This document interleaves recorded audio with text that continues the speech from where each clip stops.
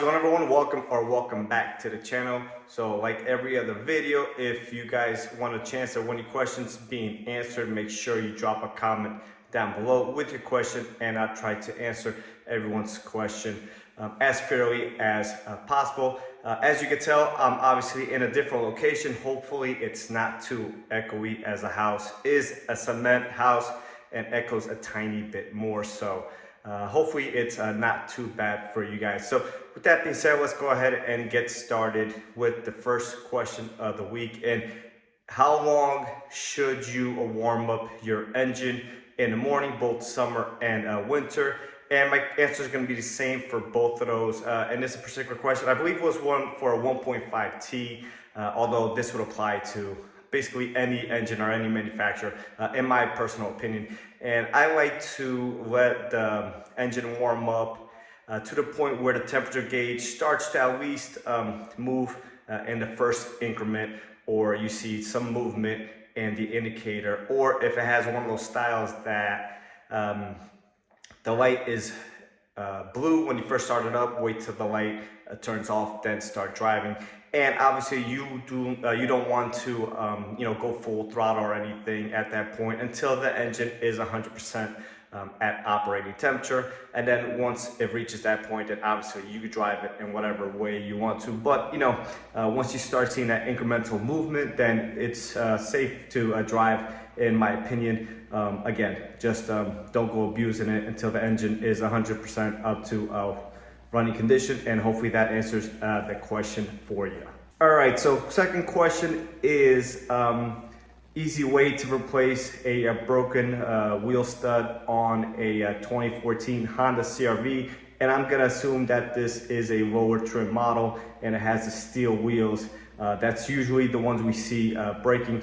And if it's the front one, then you're gonna have to remove the rotor and the caliper. And then what we do is loosen the axle nut almost all the way and pull out the bearing with a slide hammer. That should give you enough clearance. If not, then pull out the hub completely, replace the stud at that point, and then install it. And the bearing is fine most of the times if it's done correctly. So I've had no issues doing it this way. Now, if it happens to be a rear wheel bearing, then you just remove the caliper, remove the rotor, and there's enough space. You don't have to remove anything as far as the hub goes. Like I said, there's enough space, and you can just bang it out and then install it with the wheel stud. Again, this happens a lot in 2012 and up CR-Vs, 2016 model years, typically in one with the steel wheels, not the aluminum wheels. So if I had to take an educated guess, that's probably what happened in your situation, but it could happen in the other trims as well. So hopefully that answers the question for you.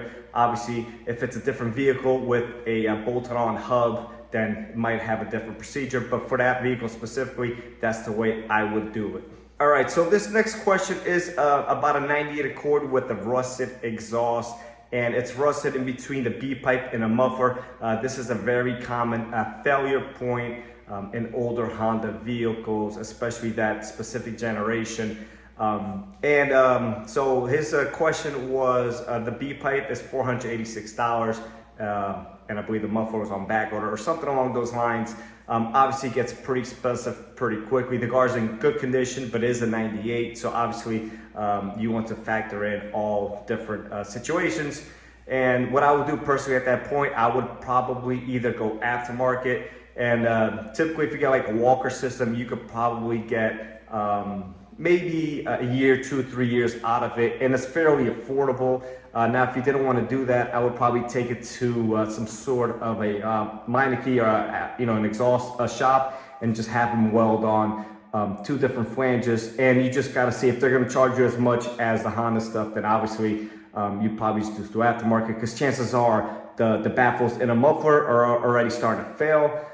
So just because that's what you visually see doesn't mean there's a bigger issue also that you can't see. So personally, I would probably just do an aftermarket system at this point. If you get 2 or 3 years out of it, then in 2 or 3 years, just replace it again. And because the Honda system is fairly expensive, and if the car was to get total loss for whatever reason, then obviously you want to get paid for that exhaust system, and you would just lose out a ton of money. So hopefully that answers the question for you. All right, so the next question is specific to a 07 Accord. So this customer or this owner is having an issue with rear camber being out of specification, and I would look for if it's out by a lot, then obviously there's something severe with the suspension that's wrong. Now if it's out by a little bit, then possibly you have some worn out bushings just causing some sagging suspension, some lazy suspension stuff. So really depends, but everything looks good and you can't pinpoint any defective bushings or anything like that. Then you could purchase an aftermarket camber kit at that point. And there's some really inexpensive ones and some better ones. I would probably go with the True Heart. That seems to be really good, in my opinion, from the ones I've seen and worked with. So there's also some cheaper stuff that you can find on eBay and Amazon and stuff like that. So really depends on the situation of the car and the kind of money you want to spend on it. And of course, if something is severely damaged, from like a curb shot or an accident or something like that, then you're going to want to address that before even getting to the camber kit. But regardless, chances are there might be some caster issues or, you know, something bent, some heavy toe issues. So you're going to want to address that before investing into anything else, because if the car is dog tracking, then you're just going to have extreme tire wear and you're going to be spending a whole lot of money on that. So really depends on the situation. If it's just strictly camber, then I would probably do an aftermarket camber kit and just go about it that way. So hopefully that answers the question for you. So last but not least, final question of the week. And again, if you want a chance of one of your questions being answered, then make sure you drop a comment down below, and I'll try to go get to it in next week's video. I'm still going to be away from home, so it'll probably be a video like that one, assuming that I could even upload this one this week. So the internet's not the greatest here. I do have a hotspot, so hopefully that's that.